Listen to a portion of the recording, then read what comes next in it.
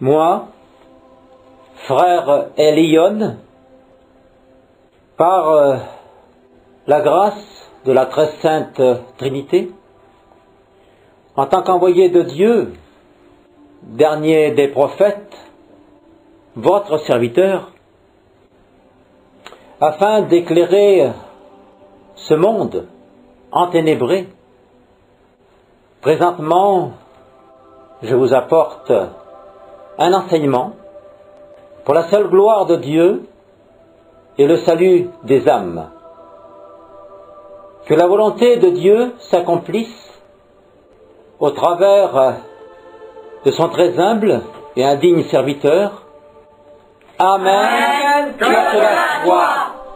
Et au nom du Père, du Fils et du Saint-Esprit. Amen. Alors pourquoi je vais parler aujourd'hui et pourquoi je vais enregistrer? Parce que j'ai l'impression que ce que je dis rentre d'un côté et sort de l'autre. Ce n'est pas la première fois que je vous le dis, mais je vous le redis encore. Et là, cette fois-ci, c'est enregistré. Un enregistrement qui risque d'être ma condamnation en cette vie, avec ce que je vais dire, quand on va m'arrêter, bien entendu. Mais c'est voulu. La vérité est la vérité. Je ne recule pas devant la vérité. La vérité vient de l'Esprit Saint. La vérité ne compte pas. La vérité des hommes ne compte pas. Seule la vérité de Dieu compte. Donc forcément, il y a de l'ambivalence. Et ce que je pense est diamétralement opposé à la pensée des hommes. Ça, je le répète aussi, parce que je vous l'avais déjà dit. Forcément, parce que ma pensée, c'est la pensée de Dieu. Ah, difficile. Ça, c'est sujet à caution, c'est sujet à condamnation aussi. Oui, à condamnation, parce que c'est pas normal de parler avec Dieu. C'est pas normal. Par contre, c'est normal de violer les 10 commandements de Dieu. Ça, c'est normal. De mentir, c'est normal. De commettre des adultères, c'est normal. De permettre des choses dont Dieu interdit formellement, c'est normal. Tel que par exemple le mariage des sodomites, tel que par exemple les avortements. C'est normal. Alors ça, c'est normal. Et de parler avec Dieu, c'est pas normal. C'est normal aussi d'adorer n'importe qui, n'importe quoi, n'importe quel objet. Ça, c'est normal. Mais de violer les premiers commandements de Dieu, c'est normal pour eux. Mais ce n'est pas normal pour Dieu. Parce que si les 10 commandements de Dieu existent, c'est pour les respecter. Et tout est fondé là-dessus. Et à partir du moment où les 10 commandements sont violés, un seul de ces 10 commandements sont violés, il n'y a plus rien qui fonctionne. Tout va à volo. Tout va de travers. Et on le voit, que tout va de travers. Alors c'est aussi ma condamnation, parce que vous tous qui êtes venus en Vendée, vous êtes venus, oui, mais bien souvent en traînant les pieds. Bien souvent en disant, est-ce que je fais le bon choix? Autrement dit, avec un doute derrière. Avec un doute.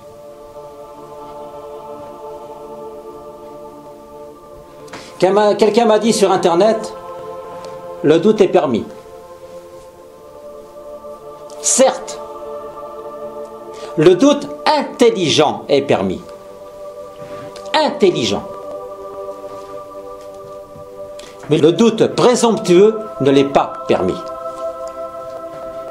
Nous n'avons pas le droit d'avoir un doute présomptueux.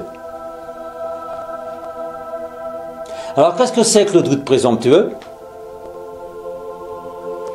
C'est un doute qui est issu de l'orgueil.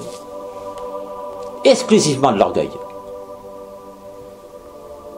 en prenant des considérations humaines et non pas divines. Voilà où est le doute présomptueux. On dit oui, doute présomptueux, oui, frère Elion dit ça. Ah oui, mais c'est contraire à ça. Mais bien sûr que c'est contraire à ça, puisqu'il y a 1 million de choses qui sont contraires à la volonté de Dieu. Donc forcément, le dernier des prophètes, Élie réincarné, face à vous, qui vous parle les yeux dans les yeux, dit forcément des choses qui sont contraires, parce que Dieu n'a pas envoyé le dernier des prophètes pour ne rien dire. Donc il a envoyé la voix qui crie de nouveau dans le désert. Dans le désert. Forcément ça choque, forcément ça dérange. Forcément. Et je suis là pour ça. Pour déranger. Pour choquer. Et même traumatiser. Et bouleverser. Ne pas laisser les consciences tranquilles. Parce que les consciences, elles sont là, soi-disant tranquilles. Mais c'est une illusion. Cette tranquillité, illusion. Puisque vous vivez dans un monde illusoire. Totalement illusoire. Rien n'existe. Et pourtant, tout existe. Mais tout est faux. Une question m'avait été posée l'autre jour, mais pourtant, frère Elion, je te vois. Je vois ton corps. Tu existes. Oui. Tu vois mon corps. Vous voyez mon corps. Et le corps, c'est quoi? Une illusion. Pourquoi? Parce qu'il est éphémère. Mon corps est éphémère. Mon corps va ne durer qu'un temps, comme tout le monde, comme vous tous ici, comme tous les hommes, parce que je ne suis qu'un homme, je ne suis pas Dieu. Je ne suis que son envoyé, et son très humble et indigne envoyé, en plus. Parce que je ne mérite pas d'être envoyé. Je le dis et je le répète. Je ne mérite pas, comme je l'ai dit, lorsque j'étais dans la peau de Jean le Baptiste. Je l'ai dit, je n'étais pas digne de dénouer ses sandales, de délier ses sandales. Aujourd'hui, je dis, je ne suis même pas digne de lui embrasser ses pieds. Je sais ce que j'ai fait en tant qu'Adama, je sais ce que j'ai fait. J'ai amené l'humanité à sa perte, à cause de ma désobéissance. Une désobéissance, bien sûr, comme je vous l'avais dit, qui a été faite par intermédiaire de ci, par intermédiaire de là, bien entendu, mais je ne peux pas me cacher non plus. Parce que chercher les échappatoires, c'est bien joli, ça c'est de l'orgueil. Il faut aussi prendre ses responsabilités. Bien sûr, c'est pas moi qui ai été trompé directement. C'est Hawa qui a été trompé directement, et par Lucifer, par le serpent, par le mauvais. On m'a dit le fils de Satan.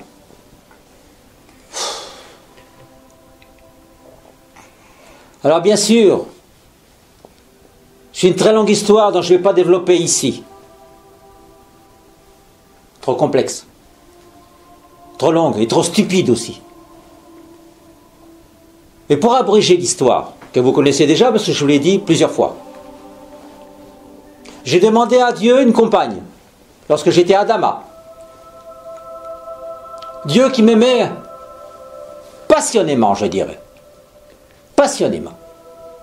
Parce qu'en tant qu'Adama, j'étais l'être créé, bien sûr, l'être créé, mais tellement aimé parce que pour lui c'était une perfection. C'était une perfection. Je n'avais pas le droit de lui désobéir, je n'avais pas le droit de le trahir, parce que c'est une trahison tout cela. Mais en même temps, j'avais demandé une compagne qui m'a été accordée, parce que Dieu m'aimait. Dieu m'aimait profondément. Je dirais même qu'il m'aime toujours, malgré tout ce que je lui ai fait. Et c'est pour ça que je me fais petit. Les enfants, je me fais petit. Bon, ça n'a pas empêché de faire 5 siècles du purgatoire. Mais bon, ça c'est encore un autre problème. Parce que faut pas rêver là. Miséricorde, oui, mais justice de Dieu. Et la justice est toujours parfaite. Toujours parfaite. Alors j'ai aimé passionnément cette jeune fille. Parce qu'il faut dire la vérité là. Nous étions très jeunes tous les deux. Alors ça ne veut rien dire. Là c'est pareil, c'est encore une illusion. J'ai dit très jeune. J'avais 450 ans à l'époque. Alors évidemment, là, ça fait un peu bizarre. Un peu bizarre. 450 ans, très jeune. Nous avions une mentalité d'âge de quoi? De 15 ans à peu près. Nous étions des jeunes adolescents, en quelque sorte, dans notre tête. Parce que, il faut savoir une chose, c'est qu'à l'époque, la mentalité n'était pas la même qu'aujourd'hui. Aujourd'hui, les bébés, ils naissent avec leur télévision dans la chambre. Ils naissent pour un peu, ce serait des jeux vidéo, je ne sais pas trop quoi encore, du n'importe quoi. C'est-à-dire qu'ils ont tout l'électronique autour d'eux. À 5 ans, ils ont déjà leur téléphone portable. Bon, bref. Passons. C'était pas ça à l'époque. Même si à 450 ans, mes connaissances dépassent tout ce que le monde connaît aujourd'hui. Au niveau science, notamment. Hein, astrologie, astronomie, et tout ce qui concerne, oui, plutôt l'astronomie, mais aussi l'astrologie, parce que l'astrologie, non pas dans le sens qu'on l'emploie aujourd'hui, parce que moi je le dénonce comme étant une fausse science, parce que c'est pas une bonne science, dans le sens où on commence à travailler sur des êtres qui sont nés à tel jour. Non, c'est faux, faux et archi faux. Ça c'est faux. On ne doit pas prendre un être à partir du moment de sa naissance, mais à partir de sa conception réelle. Mais bon, encore une autre histoire dont je ne vais pas développer maintenant. Voilà. C'est-à-dire qu'il y avait des relations, bien entendu, par rapport aux astres et des énergies. C'est toute une question d'énergie, tout est là. Donc pour en revenir à nos moutons, ou plutôt à Hawa et à Adama, directement. Oui, Hawa était très belle. Nous étions des enfants, des jeunes adolescents, mais des enfants, quoi, dans notre tête. Oui, ça ne dépassait pas 12 ans, 10 ans, 12 ans, 15 ans maximum, avec la mentalité de l'époque. C'est-à-dire que tout était beau, tout était gentil, tout était impeccable. Faut se mettre dans cette configuration-là, il ne faut pas se mettre dans la configuration d'aujourd'hui. C'est pas le même. C'est pas le même environnement, c'est pas la même pensée. Du tout. On peut pas, c'est opposé. Les pensées étaient totalement opposées, puisque nous avions qu'une éducation qui venait de Dieu. Mais bon, on était jeunes dans notre tête. Très jeunes. Et pourquoi avoir attendu?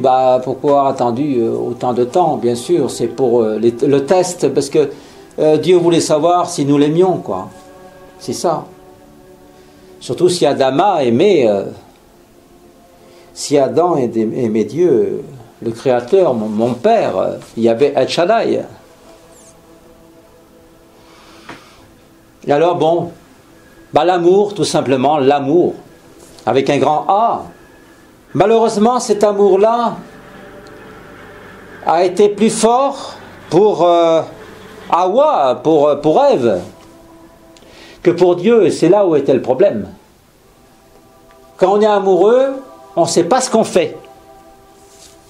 Et c'était le cas pour Adam. Pour Adama, c'est le même cas. Malgré tout, nous étions des humains. Des glébeux, exactement. Puisqu'on était fait de terre. À partir de l'énergie de la terre. C'est toute une question d'énergie, je le répète. Et donc, forcément... lorsque Hawa, elle m'a dit les choses, elle m'a dit oui, il m'a dit ça. C'était pas vraiment un serpent, c'était une sorte d'iguane, une sorte de gros lézard, qui était influencé par Lucifer, bien entendu. Parce qu'il faut savoir une chose, c'est qu'à l'époque, les animaux parlaient avec les hommes. C'était une question de transmission de pensée. Ouais. On savait ce que pensait l'animal, et l'animal savait ce que nous pensions également. Donc c'était encore un autre environnement, une autre façon de voir les choses. Et lorsque, bon, Hawa m'a dit, bon, qu'on pouvait lire ce livre, parce que il est écrit dans la Bible, bien sûr, l'arbre du bien, du mal, le fruit du bien, du mal, la connaissance. C'est le fruit de la connaissance, du bien et du mal. Ben, c'était pas une pomme. C'était pas une pomme. C'était un livre. C'était un livre. Mais on n'avait pas le droit de lire ça, parce qu'à l'époque on disait mange cette instruction. Mange ce livre d'ailleurs. Ça a été dit également dans un des prophètes. Isaïe, je crois.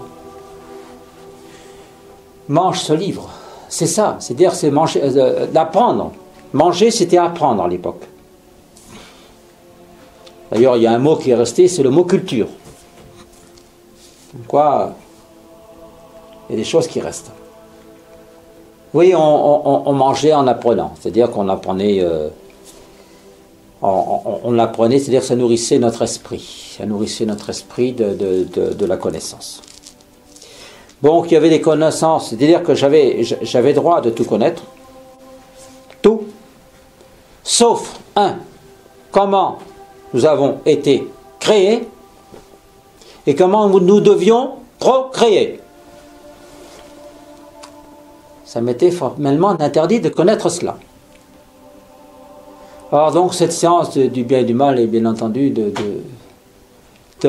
pouvoir s'accoupler afin d'avoir des progénitures. Ça nous était interdit parce que Dieu le Père, Yahvé El Shaddai, devait absolument savoir si nous étions réellement parfaits en pensée, psychologiquement. C'est ça le test. Et c'est dommage parce que il le savait, Lucifer. Parce que lui, Lucifer, c'est le premier qui a été créé. Qui a été créé par Dieu et Satan, puisque Satan à l'époque faisait partie des créateurs avant qu'il soit chassé. Il faisait partie des patriarches en quelque sorte. Bon. Mais le grand patriarche suprême, ça a toujours été Yahvé El Shaddai. De toute façon, ça l'est toujours aujourd'hui. Hein, ça ne change rien. C'est le Père éternel. Bien. Alors, ça ne va pas tergiverser là-dessus.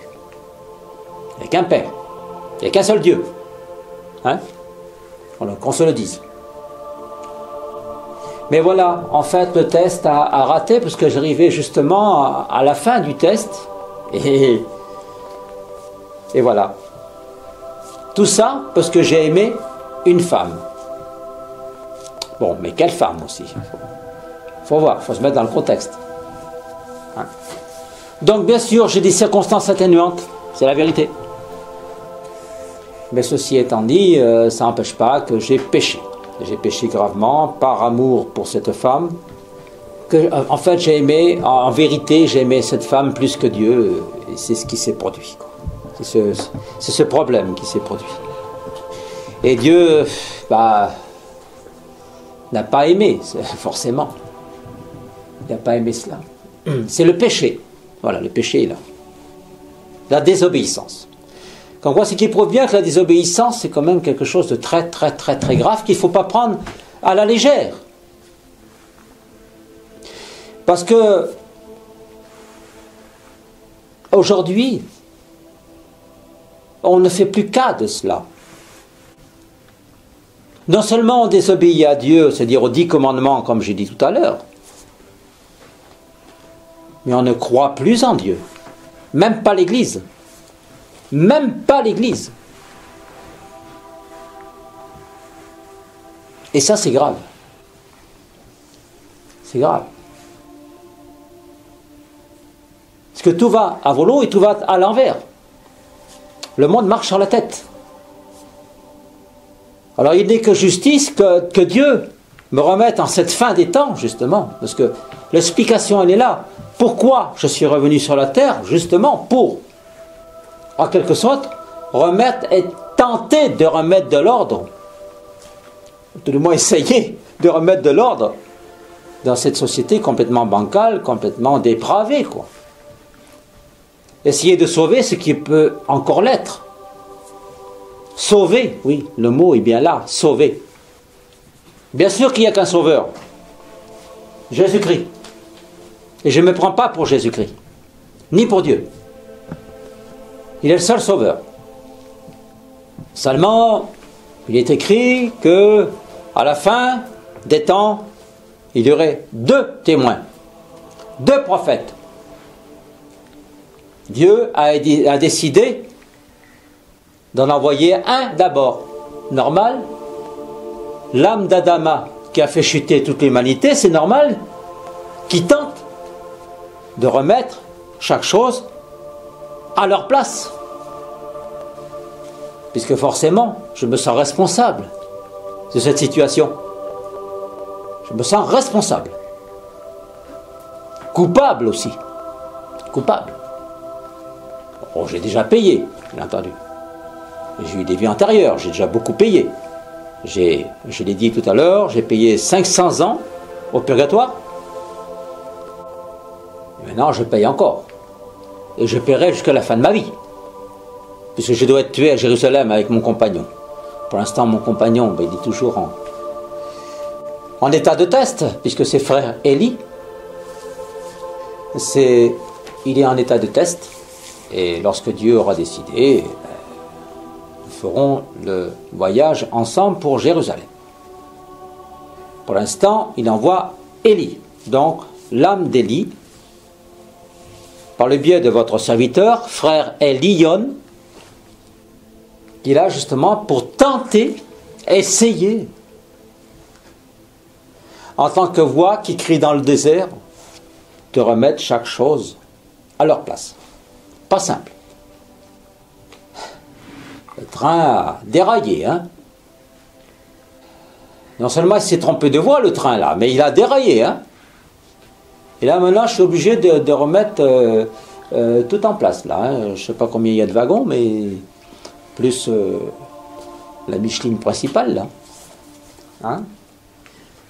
Tout ça c'est lourd pour mes épaules, mes petites épaules. Heureusement, Dieu soit loué, le Sacré-Cœur de Jésus est dans ma poitrine, du fait même que je l'ai reçu lorsque mon âme est montée au ciel en 2002. Il m'a donné, comme j'ai expliqué, non pas la totalité de son cœur, mais une particule de son cœur, c'est-à-dire une énergie, son énergie, une force qui me donne. Et c'est pour ça que je suis stigmatisé du cœur, parce que là encore tout à l'heure j'ai souffert. À chaque fois que Dieu, que le Fils de Dieu, le divin cœur souffre, je souffre, et j'ai pleuré tout à l'heure. À cause de vous. Obligé. C'est une responsabilité. Très grosse responsabilité.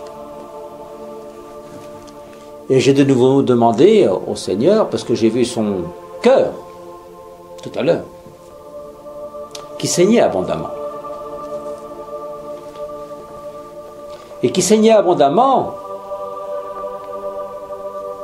oui, puisque vous êtes là, à cause de vous, bien entendu. Et aussi à cause de ce monde malade, ce monde décadent, ce monde pervers, ce monde hypocrite, complètement dépravé. Et c'est difficile.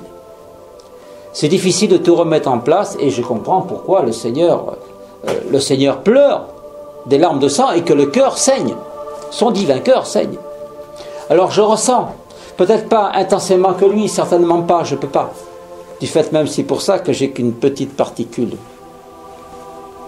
Mais cette petite particule équivaut à son cœur entier.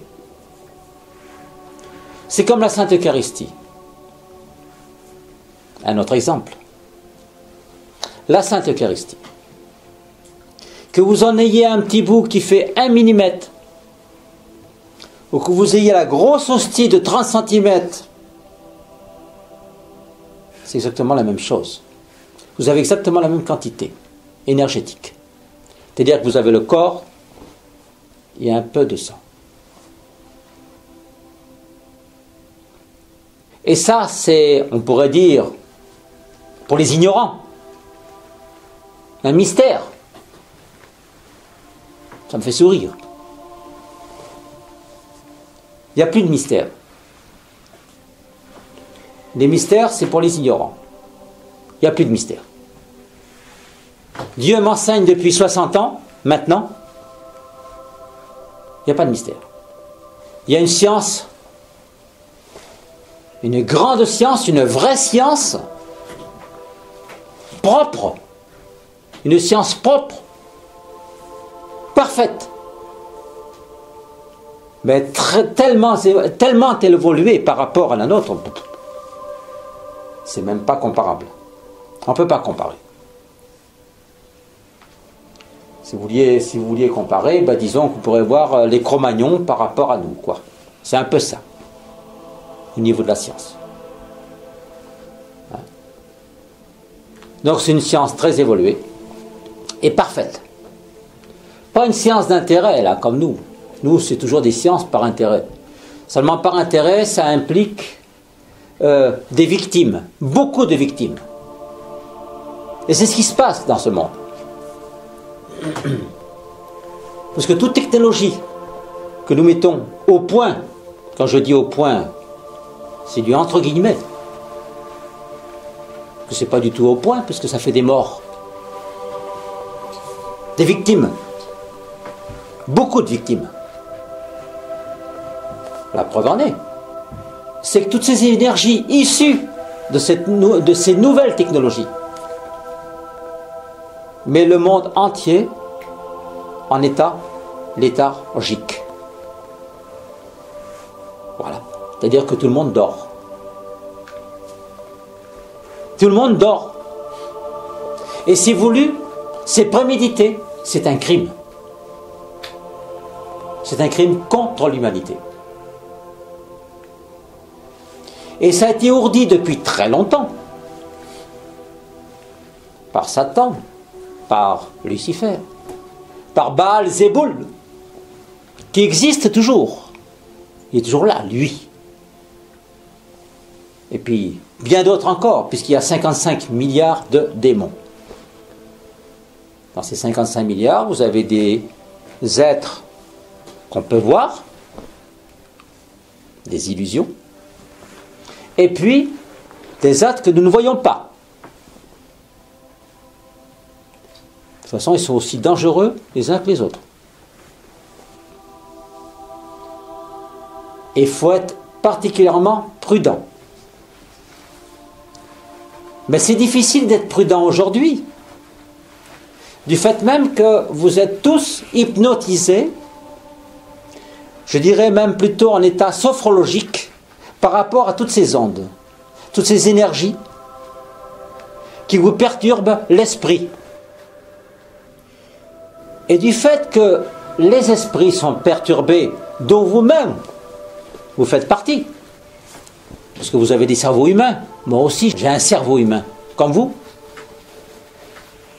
Seulement nous n'avons pas la même science. Nous n'avons pas du tout la même science. Dieu m'a appris certaines choses, oh, ça ne m'empêche pas d'être perturbé, hein. Énormément perturbé, peut-être beaucoup plus que vous. Mais de par la science qui m'a été donnée, par Dieu lui-même, ça me permet de prendre, comment dirais-je, un certain recul. C'est-à-dire ça me permet de me placer au milieu d'un halo puissant en fait, qui contredit, qui contrarie ces énergies. Mais je les ressens quand même. Heureusement d'ailleurs qu'il y a ce halo, parce que sinon, je ne pourrais pas vivre. Je ne pourrais pas vivre parce que j'ai une sensibilité qui est 100 fois supérieure à la vôtre. Je ne pourrais pas vivre. C'est pas possible. Vivre dans cet état-là, c'est pas possible. Donc, bien sûr, il y a comme cette carapace, une carapace énergétique, qu'on appelle aussi l'aura, une aura. On appelle aussi l'effet Kirlian, ça me fait rire, parce que l'effet Kirlian n'a pas fait exactement toutes les... Ces expériences sont limitées à la science humaine. C'est-à-dire que l'effet Kirlian est incomplet. On ne les voit pas. Vous pouvez toujours essayer de voir des photos, des images d'effet Kirlian. D'accord, on voit l'aura. Une partie de l'aura. Mais ce n'est pas la totalité. C'est comme l'âme. Pareil. L'âme, il n'y a personne qui peut l'avoir. Il n'y a aucune science qui est capable de démontrer qu'il y a une âme au centre de notre front. Au centre de notre front. Il n'y a aucune science qui peut démontrer cela. Et pourtant, si on est capable de faire un peu de retour sur soi-même, se dire oui, l'âme existe parce que nous vivons. Nous sommes en vie, tout simplement. Et ça, c'est élémentaire comme raisonnement. Élémentaire. Nous vivons parce que nous sommes mus par une énergie. Et non pas par un cœur qui bat. Parce que lui, c'est un moteur, c'est une pompe. Il faut de l'énergie derrière. Donc c'est une évidence. Il faut bien qu'on ait une énergie, une puissante énergie pour nous faire vivre. Et sans âme, nous ne pouvons pas vivre. Et dès que l'âme est retirée du corps, forcément, nous mourrons. C'est sûr. Mais il y a d'autres énergies derrière, négatives. Parce que Satan est capable de faire revivre un corps mort. Il en est capable. Mais ce n'est pas l'Esprit de Dieu. Parce que dans l'âme de l'homme, à l'origine, dans l'âme de l'homme, il y a l'Esprit de Dieu, qui s'appelle l'Esprit Saint.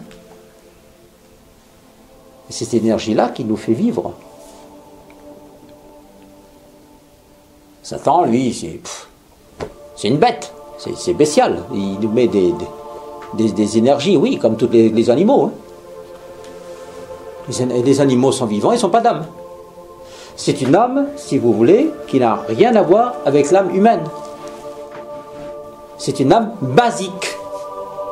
Simplement basique. Hein? Voilà. Sans plus. On ne juge pas un animal. Il ne passera pas au tribunal du Christ, l'animal. Que vous, oui. Nous, oui. Nous, les hommes, passerons devant le tribunal du Christ. Pour être jugés. Parce que là, on oublie cela. Hein? Ce pseudo-pape François, là, qui a décrété l'année de la miséricorde, c'est un imposteur. Un imposteur. La miséricorde n'est plus. Le Seigneur me l'a dit. La miséricorde n'est plus. Elle n'existe plus. Et elle n'existe plus depuis que l'ultime alliance a été réduite en échec, en état d'échec par les hommes, et notamment des gens qui appartiennent à cette pseudo-église catholique. Catholique de quoi, je me le demande. Facile de dire qu'on est chrétien, facile de dire. Des mots, blablabla. Des mots. Où sont les actes? Dieu commande, c'est à nous d'obéir, non? Par 3 fois, il a demandé de faire quelque chose. Par 3 fois. L'Église a refusé. Sainte Marguerite Marie, à la coque, a été visitée par notre Seigneur, par le divin cœur. Qu'est-ce qui a été respecté dans tout ce qu'il a demandé? puisqu'il y avait trois objectifs principaux. Dans ces trois objectifs principaux, en 1689, il y avait la consécration de la France au Sacré-Cœur. Premier objectif. Deuxième, de placer le Sacré-Cœur au milieu du drapeau de la France. Troisième objectif, de construire le temple abbaye du Divin Cœur. Oh, le père de la Chaise, qui était le confesseur de Sainte Marguerite Marie à la Coque, n'a pas cru bon donner ça à Louis XIV. Il a laissé dans son tiroir. Donc ça provient de l'Église encore. De cacher des ordres de Dieu. Pour qui se prend-il cet homme-là? Hein? Pour qui se prend-il? Elle n'a pas eu que lui comme confesseur. Mais les autres aussi n'ont pas suivi. C'est quand même bizarre. Dieu donne des ordres, il n'est toujours pas obéi.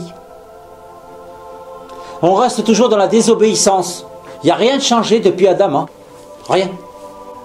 Mais là, quelle excuse on va fournir dans cette désobéissance? Quelle excuse?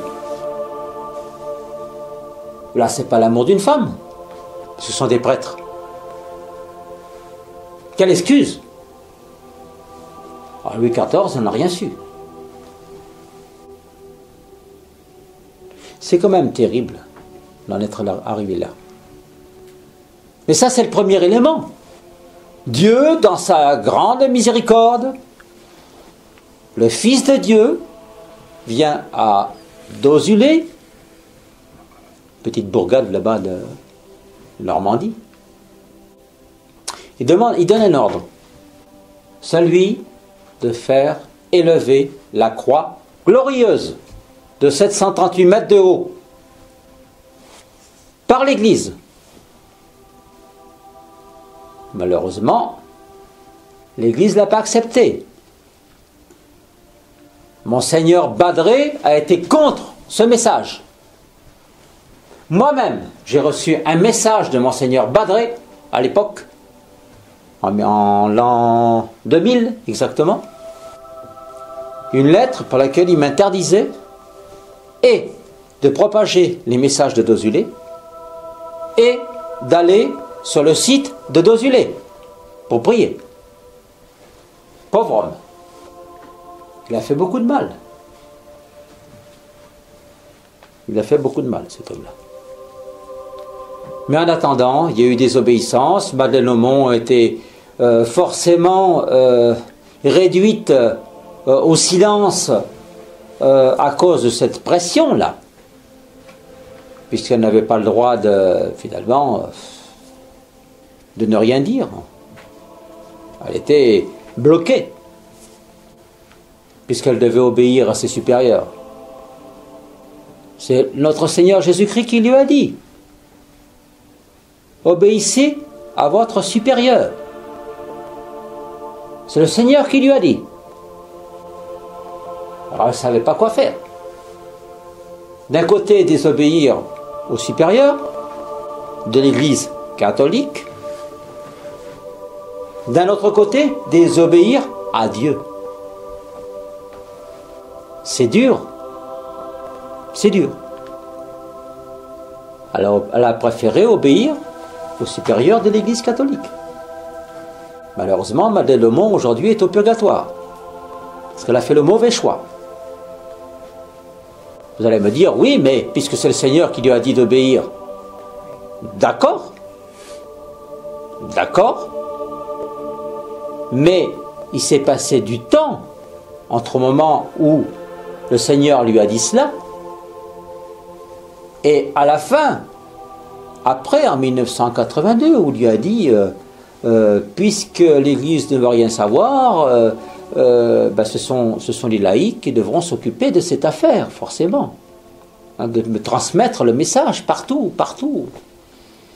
Donc, c'est-à-dire qu'en fait, l'Église avait été déchargée de cette mission, bien que c'était toujours à l'Église d'élever la croix glorieuse. Attention, il ne faut pas dire ce que je n'ai pas dit. C'est toujours à l'Église de faire élever cette croix glorieuse. Mais c'était plus un cercle restreint qui devait s'occuper de l'affaire de Dozulé, mais à ce moment-là, les laïcs du monde entier.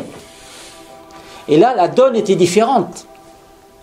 Et à ce moment-là, elle aurait dû demander, Madeleine Aumont, puisque tu autorises aux laïcs de faire donc cette propagation donc, du message d'Ozulé, est-ce que tu me permets donc de me détacher de cette église qui, elle, malheureusement, s'est détachée de toi du fait même qu'elle a désobéi?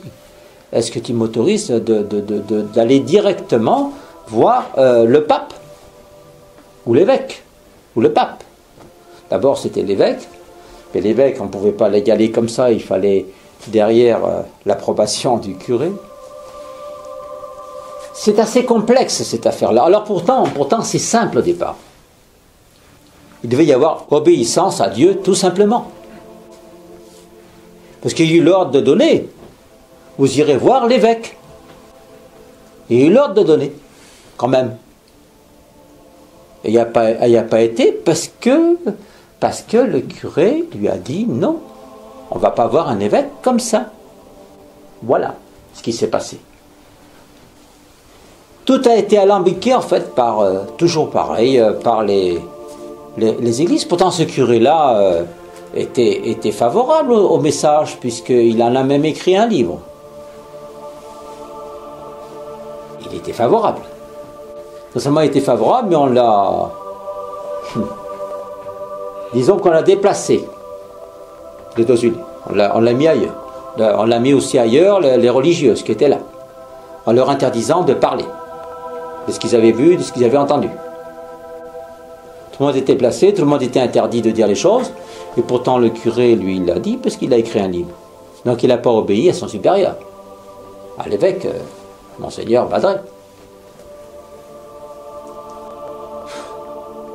Les hommes compliquent les choses, mais c'est pas croyable. C'est pas croyable. Alors évidemment, ça s'est pas fait. Si ça avait été fait, ben, bien sûr, depuis longtemps, on aurait eu la paix sur la terre, mais c'est pas le cas. Parce que faut savoir une chose, c'est une question de paix derrière tout ça. La première demande, c'était pour la paix dans le monde. Tant que le temple, l'abbaye du Divin Cœur ne sera pas construit, il n'y aura pas la paix. Tant que la croix glorieuse ne sera pas élevée, il n'y aura pas la paix. Il faut le savoir, ça. Parce que c'est pour l'unification des hommes et des âmes. Tous en un, n'oubliez pas le message. Tous en un. Et ce sont des éléments importants. Alors on va se cacher derrière en disant oui, ce sont des éléments, des bâtiments, des ci et des là. Mais ils n'ont rien compris, les gens qui disent ça. Rien. Mais vraiment, rien. C'est comme si on me disait une statue, ça ne sert à rien. C'est pareil.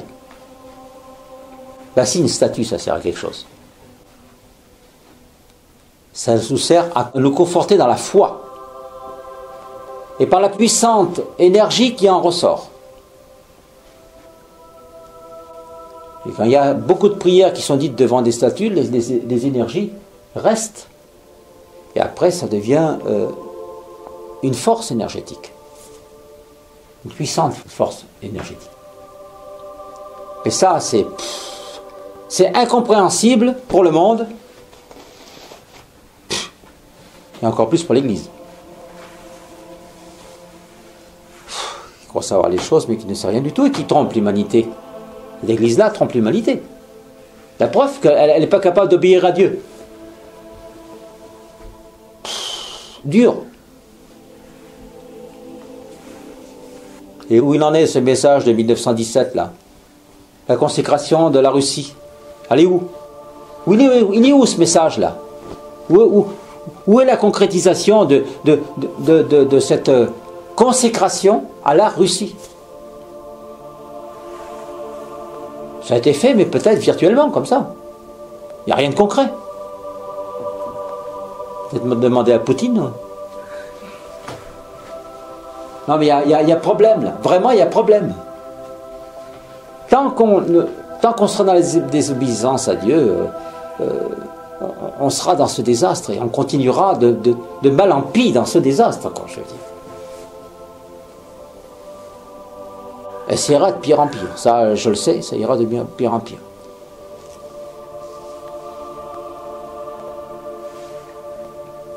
Alors évidemment, le troisième élément est comme le premier. Enfin non, il y a eu un troisième élément. C'est le quatrième, celui-là. Mais qui est le premier? Le quatrième, c'est le premier. Et le troisième élément qui arrive, c'est encore par la grâce de Dieu, par la miséricorde de Dieu. Qui nous demande, à moi, pauvre créature, de réaliser un grand film. La passion, la résurrection et l'ascension de Jésus-Christ. L'ultime alliance. Autrement dit, la dernière alliance. Parce qu'il y en a eu 3, des alliances.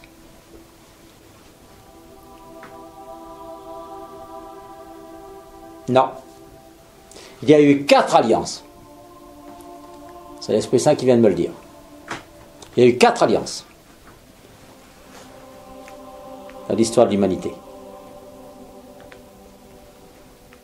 Et cette 4e alliance, qui était l'ultime, est donc forcément la passion. Mais la passion ne serait rien sans la résurrection. Et la résurrection ne serait rien sans l'ascension. Donc tout est lié. Passion, résurrection, ascension. Tout est lié. Or, Dieu s'adresse à votre serviteur pour réaliser ce grand film de 4 heures à l'écran.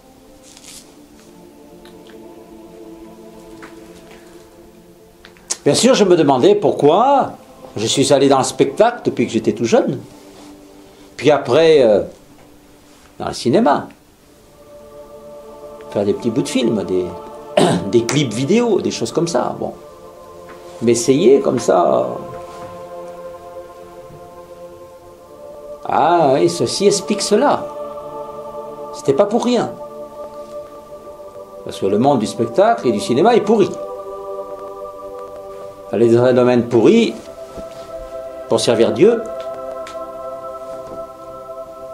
Oui, pourquoi pas. Il y en a qui sont allés dans le fumier et qui sont devenus des princes et des rois. Je pense à David. Mais bon, bref, ce film avait été prévu pour sauver les âmes du monde entier, à commencer par les Juifs. Et c'est la raison pour laquelle nous avons été tournés les décors en Israël. Un miracle, que dis-je?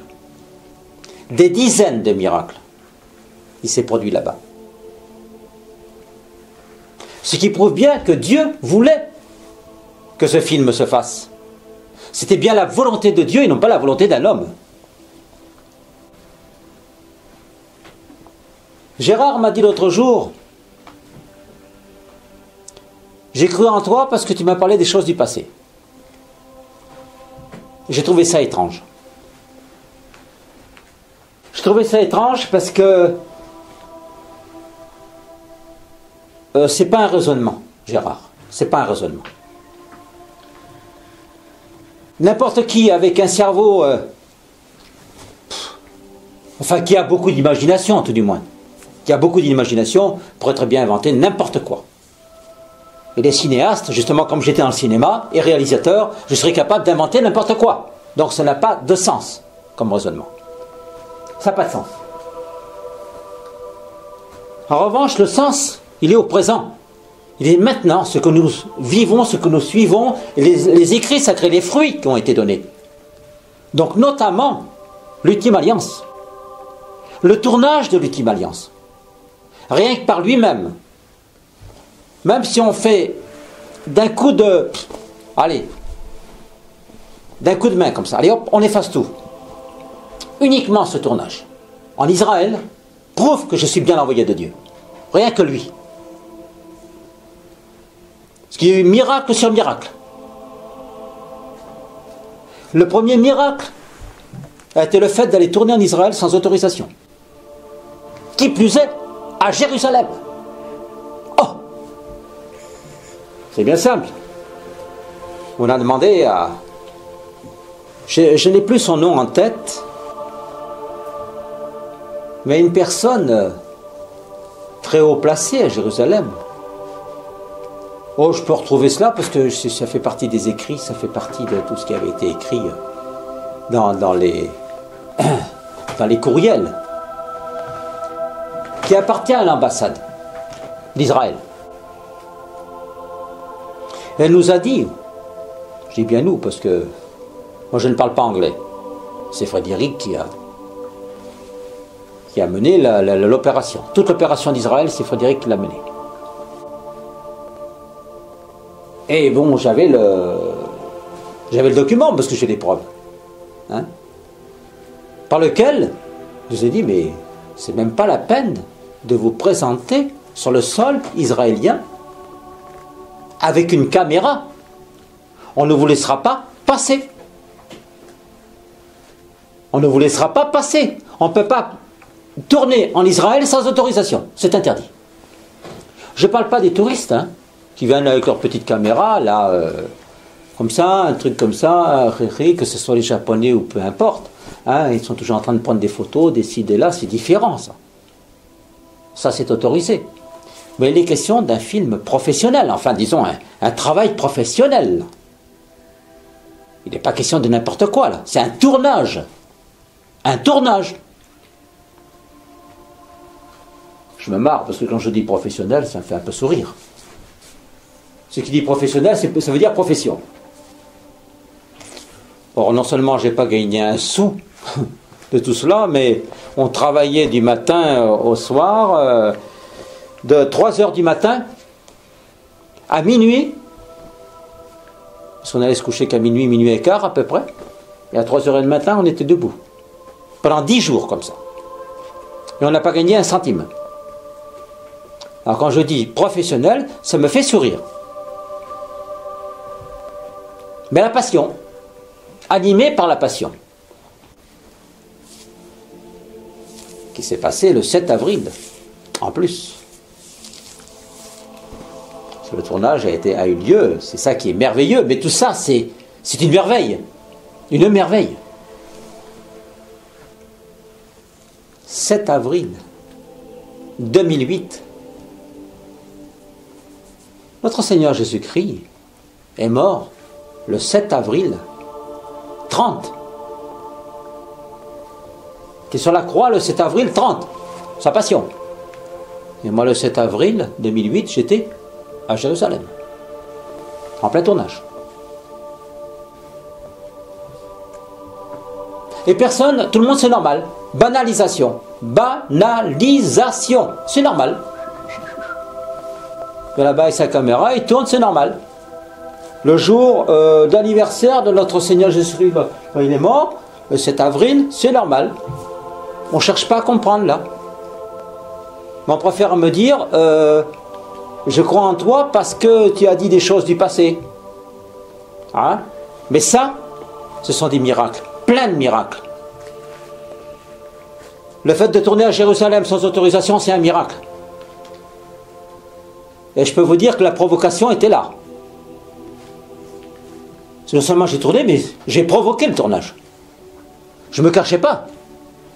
C'était pas une caméra cachée. Caméra professionnelle, sur pied professionnel, avec le clap qui était là.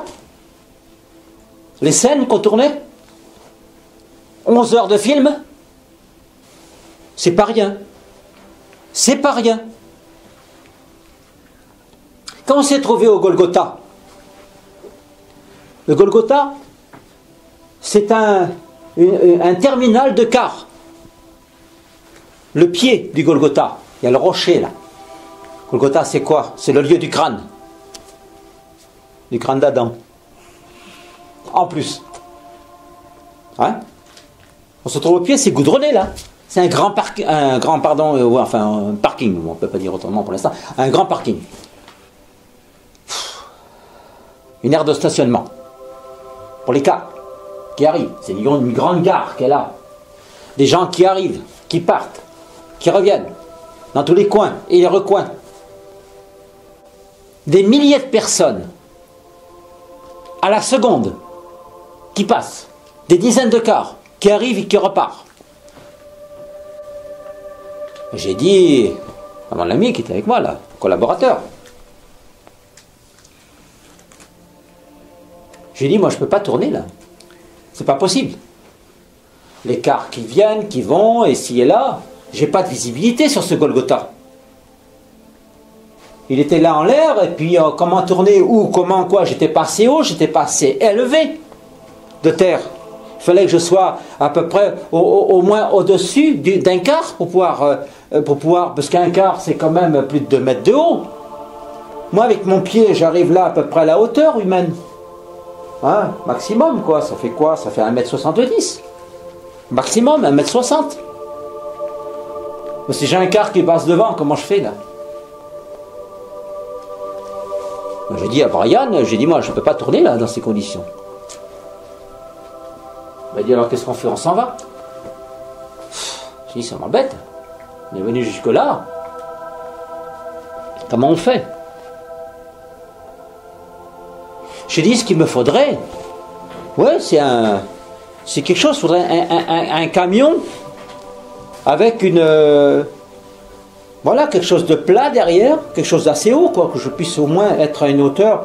Moi, il me faut au moins 1 mètre plus haut pour que je sois au moins à 50 cm au-dessus du toit d'un car pour pouvoir tourner correctement. Sinon, je ne peux pas. C'est pas cohérent, cette affaire. Il me dit, toi, t'es fou. Moi, ce qu'il m'a dit. Il me dit, tu rêves là. Où c'est que tu vas trouver un camion avec un truc plat à l'arrière pour pouvoir tourner? Il était dans la rêverie là, atterri. Reviens sur terre.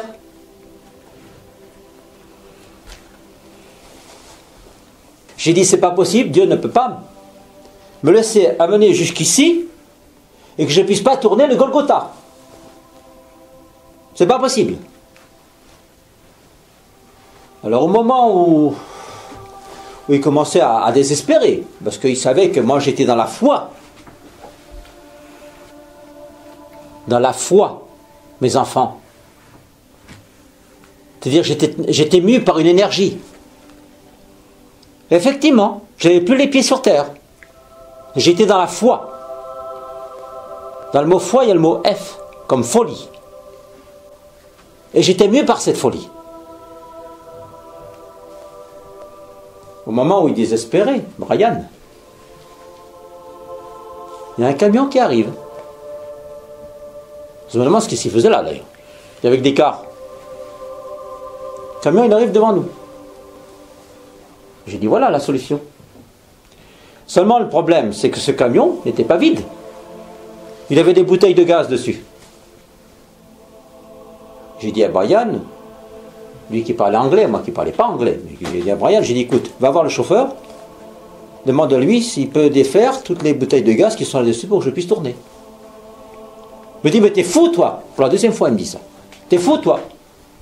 Tu crois que pour tes beaux yeux, hein, ils étaient deux, hein, il y avait un chauffeur et puis probablement quelqu'un qui doit l'aider quoi. Pour tes beaux yeux, hein, il va défaire toutes ces bouteilles de gaz uniquement pour le tournage. J'ai dit, ne discute pas, demande. Il est allé demander. Et la réponse, pas de problème. Ils ont défait les bouteilles de gaz. Ils ont dit, de toute façon, c'est l'heure de notre pause. Il est midi, on va les manger. Ils ont défait toutes les bouteilles de gaz qu'ils ont mis à côté.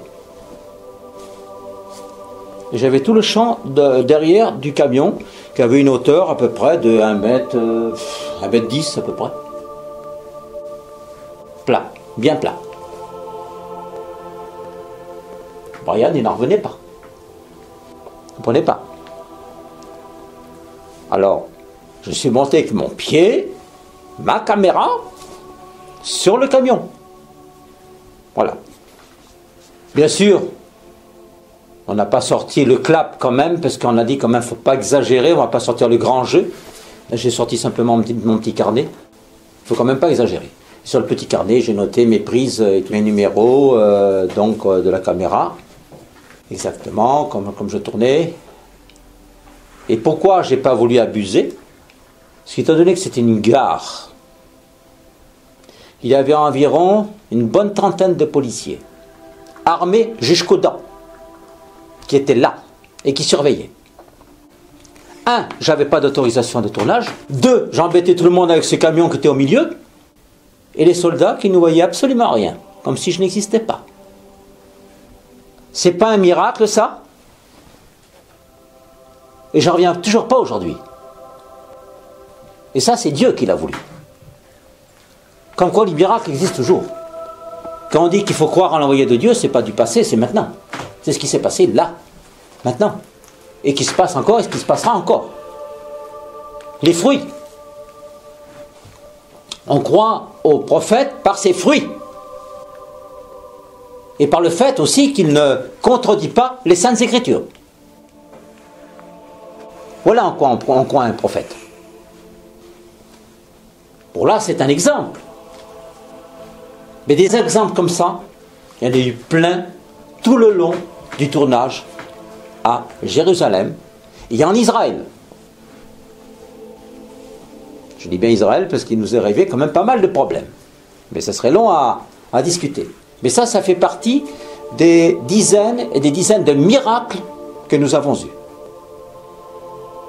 Oh, bon, j'en explique en partie, un peu en partie dans l'ouvrage sacré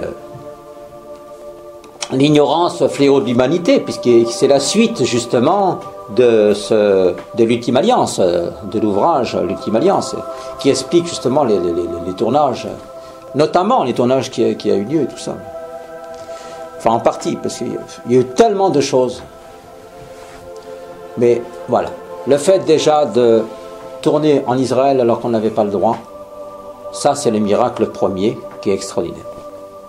Que c'est impossible. Il n'y a personne qui peut tourner. Bon, à propos, j'ai voulu donner un billet de $50 au chauffeur. Mais quand je suis revenu, d'abord, le camion était toujours là, parce que je ne sais pas où ils ont été mangés au restaurant, j'en sais rien. Je ne sais pas où ils sont partis.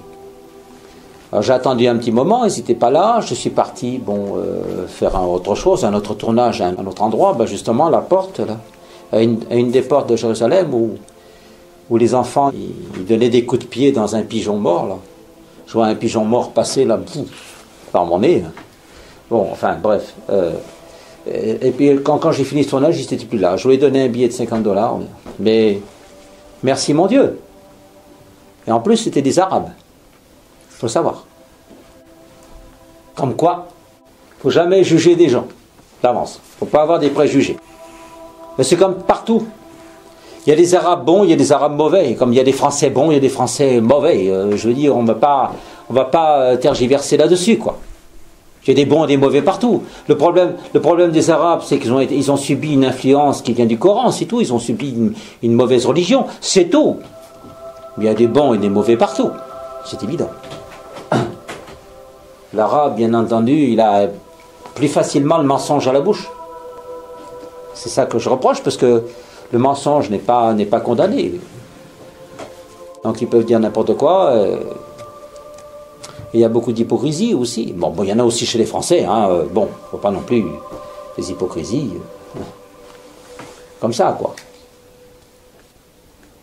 Donc, des histoires de requins derrière, d'argent, il y a toujours de l'hypocrisie, quoi. Toujours par intérêt, quoi. Bon, c'est le problème de notre société. Dieu voulait évangéliser le monde, à commencer par Israël. Donc pourquoi les décors? Justement pour que Israël puisse se confondre. En fait, c'est une histoire de trucage, bien entendu. De trucage. C'est-à-dire que j'aurais utilisé le décor d'Israël pour intégrer dans le fond. Puisqu'avec les fonds chroma, on peut tricher. C'est ce qui se passe d'ailleurs. Mais il fallait que ça soit réel, de façon à ce que justement les Israélites puissent être touchés par le film. Et c'est la raison pour laquelle justement le scénario possède des noms qui ont été gardés en hébreu, pour qu'ils puissent ressentir la force même, la puissance même de ce, je ne peux pas dire de cette comédie, mais c'est de cette histoire véridique, authentique. Bien sûr qu'il y aurait eu des comédiens derrière, bien évidemment. Il y aurait eu des comédiens. Et des comédiens gratuits, de ce qui venait gratuitement pour tourner ce film. Et c'est ça qui est curieux. Là aussi, c'est un miracle. J'avais des comédiens de Paris, de partout, qui venaient. Une école de maquillage, de Millau. J'avais du terrain, bien sûr, des chevaux. J'avais du monde derrière. Une équipe de tournage aussi. Mais on m'a mis des bâtons dans les roues. Ça a commencé par un évêque, l'évêque de Rodez. Un franc-maçon, évidemment. Un filou. Et puis tout le reste, tous les problèmes. Enfin, c'est pour ça que c'est contenu dans l'ouvrage sacré, là, l'ignorance fléau de l'humanité, qui explique clairement tout ce qui s'est passé, quoi. Pourquoi cet échec du film. Alors, la question qui se pose dans tout ça, pourquoi Dieu a-t-il permis à ce que le tournage se fasse avec des miracles en Israël, pour qu'ensuite nous nous retrouvons face à un échec? Telle est la question. Eh bien, c'est une question qui serait posée par un ignorant. Parce que c'est la question qu'on m'a déjà posée. Et ceux qui posent ces questions sont des ignorants. Il ne faut pas oublier une chose, qui est quand même importante, c'est que Dieu laisse faire les hommes. Au départ, je répète encore une fois, nous avions le choix du bien et du mal, de la vie et de la mort. C'est toujours le cas aujourd'hui. C'est toujours le cas. Dans ces cas-là, si j'avais tort dans ce que je dis, mais Dieu lui-même serait revenu sur terre pour faire le film. Il a donné la possibilité aux hommes de se racheter par un film. C'est étrange, ça. Comme tout ce qui est de Dieu, c'est étrange. C'est étrange pour nous, mais pas pour la pensée de Dieu. Notre Seigneur voulait un film pour évangéliser, parce que l'Église n'évangélise plus. Ou très mal. C'est une évangélisation tronquée, où ils ne sont même pas capables de porter leur croix. Ils ont honte de leur croix. Ce sont des tièdes. J'ai beaucoup de respect pour ces missionnaires qui ont cependant donné leur vie pour évangéliser un monde difficile. Mais en même temps, paix à leur âme, parce que ils ont travaillé pour rien. Aujourd'hui, l'Église détruit, eux, ce qu'ils ont construit. Et c'est affreux. Il y a une vérité, puis il y a une contre-vérité. Ce qui fait, qu'est-ce qui se passe? Eh bien, c'est la classe luthérienne qui prend le relais. Autrement dit, les protestants. Et là, c'est dur. C'est dur. Le Seigneur l'a bien dit. Ils ont mis 1000 ans à construire mon église et 1000 ans pour la détruire. Le Seigneur me l'a dit, ça. 1000 ans pour construire l'église, 1000 ans pour la détruire. C'est terrible d'entendre ça. Terrible. Alors justement, sachant cela, c'est la raison par laquelle, et dans sa grande miséricorde, Dieu et son Fils voulaient que le monde puisse être évangélisé dans la vérité. Et non pas une vérité tronquée, mais la vérité. La seule et unique vérité. Par le film L'Ultime Alliance. D'abord les Israélites, bien sûr. Les Juifs. Puis ensuite, le monde entier.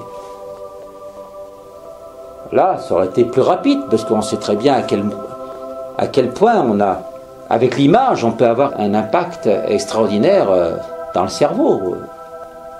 C'est très bien, parce que nos ennemis, là, les Illuminati et puis les francs-maçons et tutti quanti, là, ces sociétés secrètes qui font tout justement pour nous détruire le cerveau par les images, les énergies, mais par les images aussi.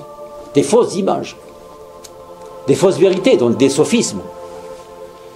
Ils le savent ça, ils le savent très bien ça. Mais c'est justement parce qu'ils le savent que derrière, Satan et ses sbires, ces apôtres-là, ont fait en sorte de couper le film, d'arrêter cela. Et c'est particulièrement dramatique. Alors on revient au point zéro, c'est-à-dire à la première carte, puisque l'Ultime Alliance a échoué à cause des hommes. Par la volonté de Dieu, il voulait que ça se fasse. Mais les hommes ont dit non. Or, la volonté des hommes a été plus puissante que celle de Dieu, puisque derrière il y avait Satan. Et c'est Satan qui dirige le monde. Alors on se retrouve à la case départ, qui est de nouveau le temple abbaye du divin cœur. Parce que Dieu ne lâche pas prise. Certainement pas. Et c'est la raison pour laquelle il faut absolument qu'il soit construit. Si nous voulons avoir la paix sur la terre. Parce que c'était le premier élément fondamental, quand même. Et c'est pour cela qu'il faut obéir. Alors à cause des énergies, le monde est complètement donc dans le brouillard. Vous êtes dans le brouillard. Parce que je vous vois agir. Je vous vois faire. Et je me rends compte que vous ne vous conduisez pas comme Dieu le veut.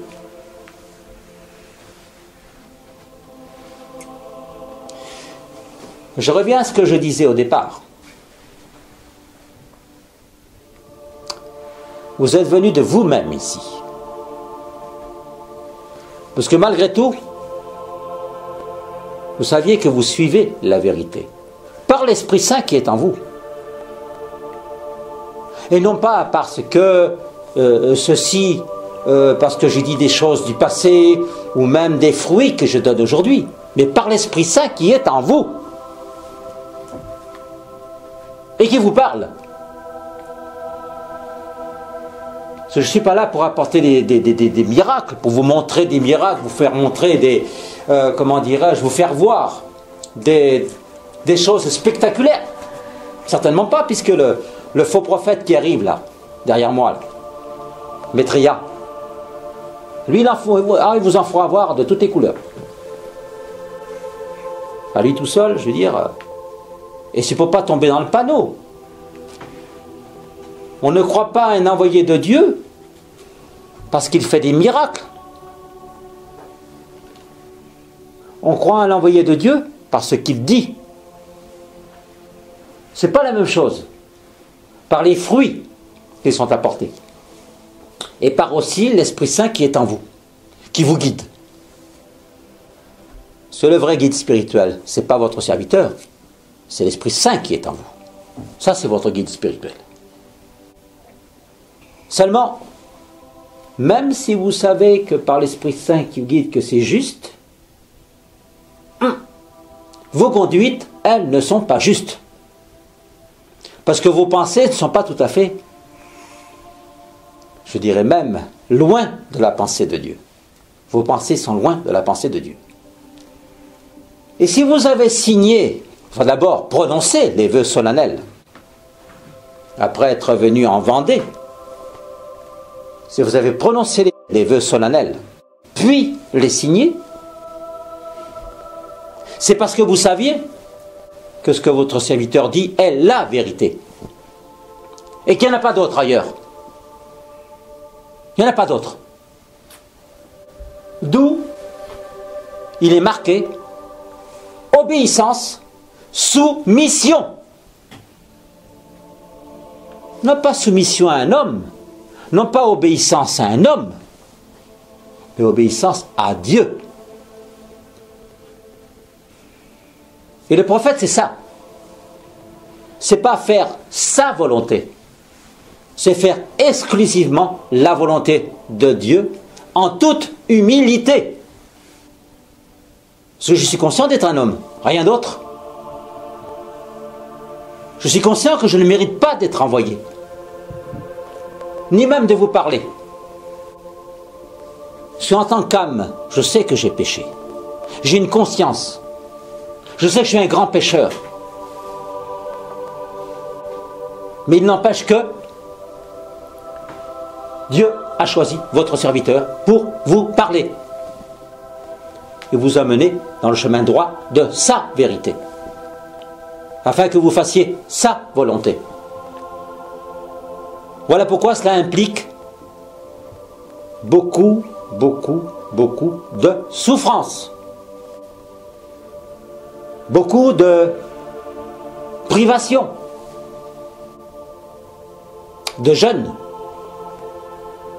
Oui, mais dans l'espérance, si vous devez devenir les esclaves de Dieu, parce que vous avez été jusqu'à présent les esclaves du diable, qui vous a imprégné votre cerveau, et vous a enchaîné les pieds et les mains.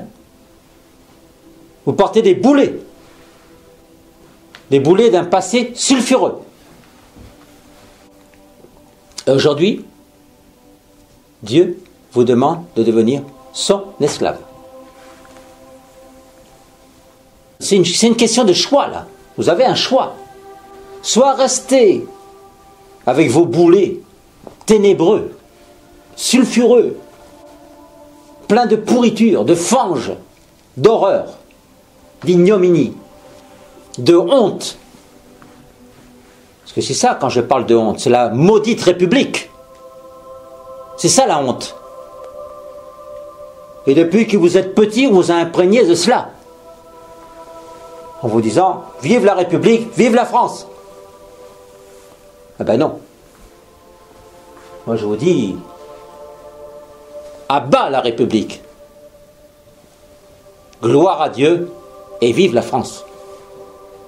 Pour le moment, la France, il n'y a plus d'honneur dans la France. Puisqu'elle patauge dans la semoule. Et alors, c'est hideux, hein. Et cette éducation-là, vous l'avez reçue. Et c'est pourquoi aujourd'hui, j'ai beaucoup de mal à vous faire changer d'optique. Parce que votre cerveau est imprégné par cette sophrologie, ces ondes sous-jacentes qui vous obligent à penser comme eux veulent. Ça s'appelle de la manipulation mentale. Et ça, c'est un crime.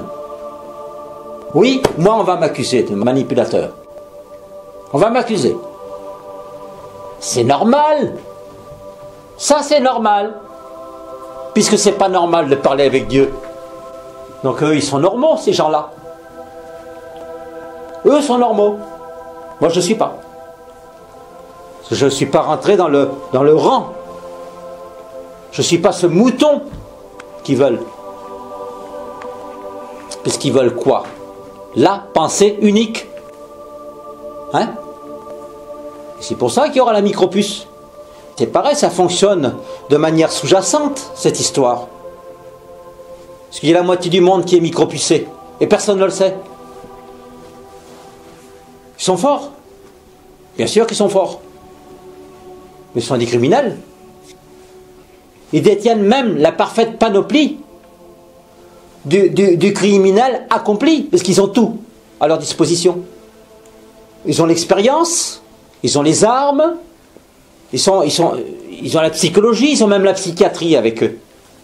C'est facile de dire quelqu'un est malade, oh, celui-là il parle avec Dieu, allez hop, allez c'est un psychopathe, pouf, terminé, on va l'enfermer. Hop. Et voilà. Et on n'en parle plus. Circuler, il n'y a rien à voir. Comme disait mon ami Coluche. Là aussi ils ont été très forts. Pour faire croire que c'était un accident. Parce que moi je l'ai connu, Coluche. Je lui ai serré la main. Faire croire à un accident. C'est des centaines de personnes qu'ils ont tuées. Des centaines. Ils n'arrêtent pas de manipuler les gens, quoi. Par les médias. Ils ont une force d'action phénoménale. Ils mènent le monde en bateau. Tout ce qu'ils disent, c'est du n'importe quoi. C'est du n'importe quoi. Mais c'est un n'importe quoi qui est prémédité. C'est-à-dire qu'ils savent très bien ce qu'ils disent. Parce qu'ils connaissent leur plan. Ils connaissent le plan final. Puisque c'est la pensée unique. Ils veulent tous vous amener à penser pareil qu'eux. Ils veulent faire de vous des robots. Eh oui, je suis dangereux en parlant de ça. Bien sûr. Mais je ne suis pourtant pas un révolutionnaire. Non, je ne suis pas un révolutionnaire. Je ne demande pas de prendre les armes. Je demande seulement de prier. Notre seule arme, c'est la prière. Le chapelet. La foi. L'obéissance à Dieu, et non pas aux hommes, à Dieu. Et l'obéissance à votre serviteur, forcément. Ce que j'ai remarqué, beaucoup de choses, c'est qu'il y a beaucoup d'erreurs de commises. Je dis des choses et elles ne sont pas écoutées. Et ça, c'est gravissime. C'est gravissime. Même la pensée. Vous n'avez même pas le droit de penser différemment à ce qui a été dit. Si vous considérez que ce que votre serviteur vous dit est la parole de Dieu, vous ne devez même pas penser. Parce que là, vous êtes en danger. Puisque votre pensée contraire ne peut pas être celle de Dieu, mais celle d'un homme influencé par le démon, qui tire les ficelles. Hein. Puisque Dieu nous a tourné le dos. Enfin, il a tourné le dos au monde, mais pas à tout le monde. C'est-à-dire que ceux qui restent dans son obéissance, dans sa loi et dans la foi, il n'a pas tourné le dos. Mais il ne faut pas se tromper de foi. Il ne faut pas se tromper de Dieu non plus. Hein? Il faut prendre le bon Dieu et pas le mauvais Dieu. Les 3/4 de la planète croient en un faux Dieu. Ils se figurent suivre la bannière du Christ, être sous la bannière du Christ, illusion. Ils sont sous la bannière de Satan. Et ça, c'est dur. C'est dur parce qu'ils ne s'en rendent pas compte. Eux, ils croient dur comme fer, qu'ils sont dans le bon chemin. Non. Faux. Ils ne sont pas dans le bon chemin. En suivant cette église moderniste-là, eux, ils croient être dans le bon chemin. Non, ils ne sont pas dans le bon chemin. Cette église moderniste est sous l'égide de Satan. De même que la République est sous l'égide de Satan. Et il y a un plan prémédité derrière qui est terrible. Et si Dieu vous a choisi, c'est pas pour que vous soyez tantôt d'un côté et tantôt de l'autre. On ne peut pas marcher sur deux rails à la fois. Il faut choisir l'un ou choisir l'autre. Vous choisissez le bon Dieu, vous choisissez le diable. Et ne faites pas la confusion. Ne faites pas comme ces ignorants qui croient servir Dieu et qui servent le diable. Parce qu'ils se sont bien débrouillés à embrouiller les cerveaux, à faire des confusions. Et après c'est dur, parce que je suis obligé de défaire les nœuds, comme Marie. Hein? Je suis obligé de dépatouiller tout cela. Normal, vous me direz. C'est mon rôle. D'accord? Je ne me plains pas. Mais quand même. Comprendre que ce n'est pas simple du tout. On se retrouve à la même époque qu'il y a 2000 ans. Lorsque les premiers chrétiens essayaient de faire admettre la vérité. Aujourd'hui, on est toujours là. Il n'y a rien de changé. Rien de nouveau sous le soleil. On est toujours au même point. Là, oui, vous devez souffrir. Par cette obéissance, par ces contradictions, je dirais. Par rapport à ce que vous vouliez faire, ce que vous voulez faire. Mais par rapport à quoi vous voulez faire? Par rapport à qui? Et pourquoi? Pour aller où? Et comment? Qu'est-ce que ça va vous rapporter de penser comme ça? Ne mélangez pas les pensées. Il ne faut pas faire cette confusion, cet amalgame. Et c'est le problème de notre société. C'est qu'on est dans la confusion. Les gens sont dans la confusion. N'entrez pas dans ce système, bon sang. Vous n'avez pas le droit de penser à l'inverse de la pensée de Dieu, quoi. C'est pas possible, ça. Sinon, on ne va pas s'en sortir. Vous êtes venu ici, justement, pour recevoir un enseignement, des enseignements, afin de pouvoir passer les événements qui vont arriver. Ce n'est pas pour votre serviteur que vous êtes venu. Moi, je ne compte pas. Mais c'est pour Dieu et vos missions futures. C'est pour votre avenir. Je n'ai aucun intérêt, moi, de vous dire tout ça. Aucun. Et vous le savez, je ne vous ai jamais pris un seul centime. Je ne vous ai jamais volé un seul centime. Et vous le savez. Je vous en donne beaucoup plus que ce que vous me donnez. Et c'est la raison pour laquelle il faut obéir. Et c'est la raison pour laquelle, justement, je suis le prophète. Le dernier des prophètes. Et l'ancien prophète, c'est ce que je l'ai dit au départ. L'ancien prophète, c'est-à-dire le premier des prophètes. Et le dernier des prophètes. Il n'y en a pas d'autre. Tout du moins pour l'instant. Parce qu'au futur, il y aura le faux prophète. Puis il y aura le deuxième qui viendra me rejoindre. Un vrai prophète. Il viendra me rejoindre. L'âme d'Enoch, qui est aussi Moïse. C'est la même âme. L'âme d'Enoch et l'âme de Moïse, c'est la même âme. La même que l'âme d'Adam, l'âme de Jean le Baptiste, et l'âme de Frère Elion, c'est la même chose. Ça, c'est la vérité. La réincarnation est la vérité. Qui a été tronquée, qui a été empêchée, qui est ci, qui est là. Non. Non, le monde a été trompé, c'est tout. Et on vit dans cette tromperie, dans cette ignorance. Et ça devient pénible, à force. Quel intérêt, moi, j'aurais à tromper?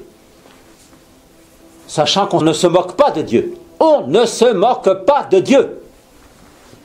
Hein? Je sais très bien que si je commets une seule erreur, je vais en enfer, voire dans la géhenne. Et je n'ai pas le droit de me tromper. Je n'ai pas le droit de vous tromper. Ça m'est interdit.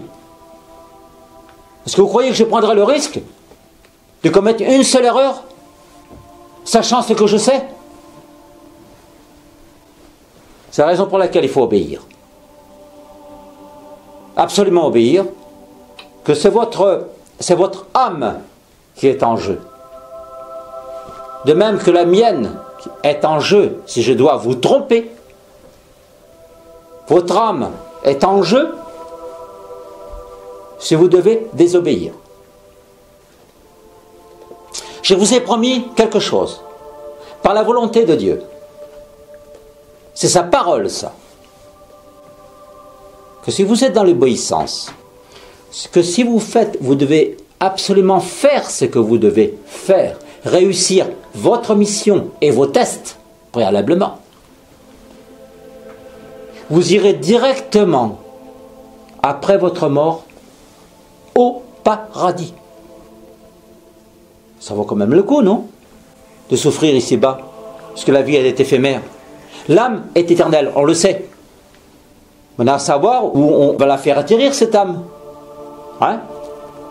Il ne faut pas écouter ces gens-là de la franc-maçonnerie qui disent que le diable n'existe pas, que l'enfer n'existe pas. Ce sont les modernistes qui parlent comme ça. Les chrétiens modernistes, les protestants. Bien sûr que si, l'enfer existe. Et la GN aussi. Et Dieu me l'a dit. Ils ratent leur mission, ils vont dans la GN.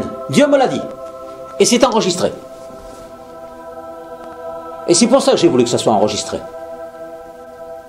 Parce que j'en ai un peu marre de parler dans le vide. Là, c'est enregistré. Vous avez un choix. L'obéissance ou la désobéissance. Vous avez un choix. Je retiens personne ici. Je dis bien personne. Tous ceux qui veulent partir peuvent partir, mais sans jamais revenir. Mais ceux qui veulent rester, ils doivent obéir et se soumettre à la volonté de Dieu. C'est dans votre intérêt, de même que c'est dans le mien, de vous guider dans le chemin droit de la vérité et la volonté de Dieu. C'est mon intérêt. Ce que je pense derrière, moi, c'est pas une somme d'argent, hein, parce que l'argent est pourri, j'en veux pas. Je hais l'argent de toutes mes forces, et vous le savez.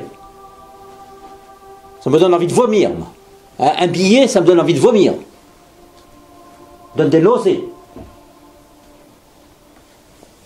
Mais ce que je regarde, au loin, c'est la couronne de justice. Et je la veux. Et pour la vouloir, il faut être humble de cœur.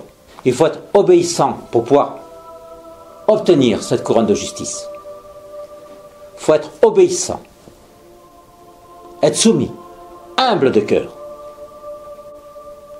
Humble de cœur, oui, mais en même temps être dans l'assurance.